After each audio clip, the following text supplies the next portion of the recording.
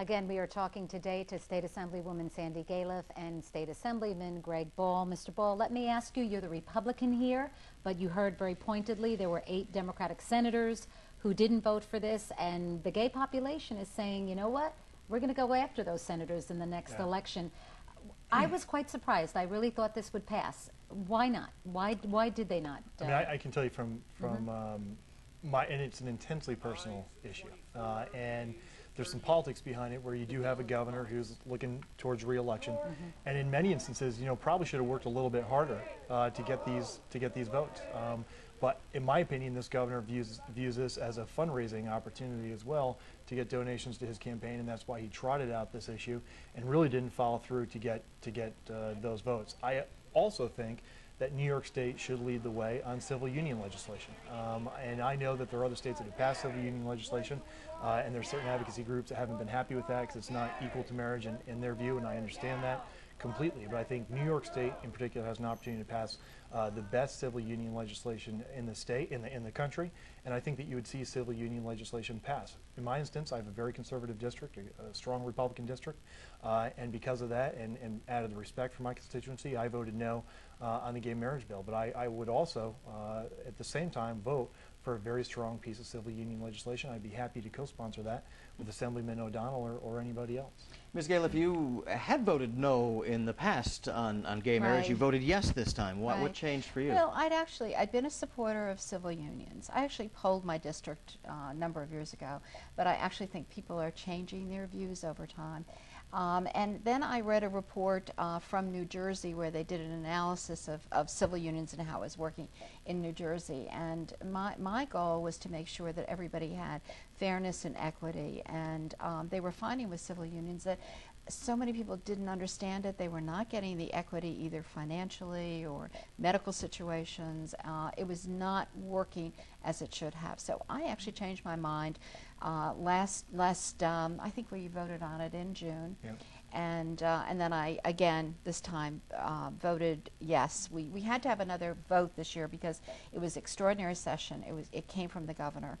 And frankly, I'm glad that the Senate had an opportunity to vote on it, because too long, or this happens so much, you know, between our houses, is that you have these issues that just don't come to the floor for people to state where they are. And now the public can analyze where everyone is. They can, you know, take sides, positions, or whatever with the individual senators and assembly members on these issues.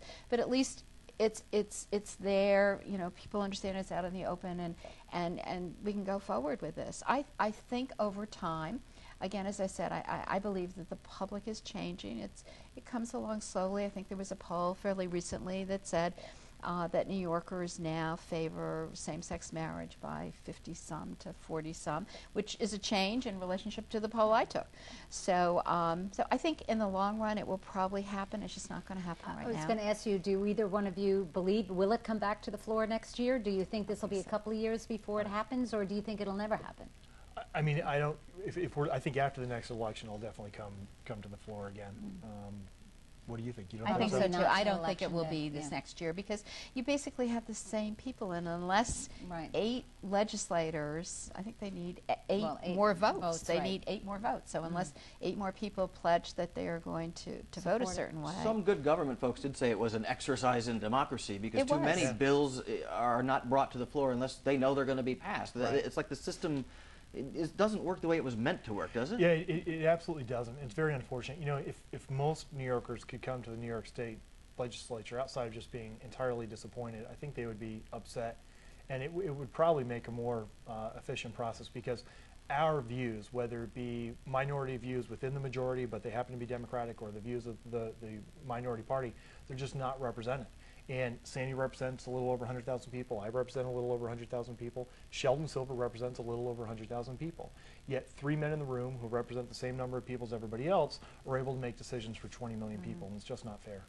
Well, we have a lot to talk about going forward. Unfortunately, we are out of time for this session, but we know Ms. Galiff and Mr. Ball, you'll be back. We wish you luck in Pleasure to Albany. be here. It's Thank you not very easy, much. right? Not Not easy easy. these days. Let us know if we Right. find that other $400 to $500 Yeah. million dollars. Right, we love calls from the public to help us out with All right. identifying Oh, the look at money your phone numbers on too. our website, all right? Absolutely. That is all the time we have for this edition of Newsmakers. I'm Janine I'm Rose. Brian Coneybear. Thanks for joining us today. Enjoy the rest of your weekend, everybody. More local news next.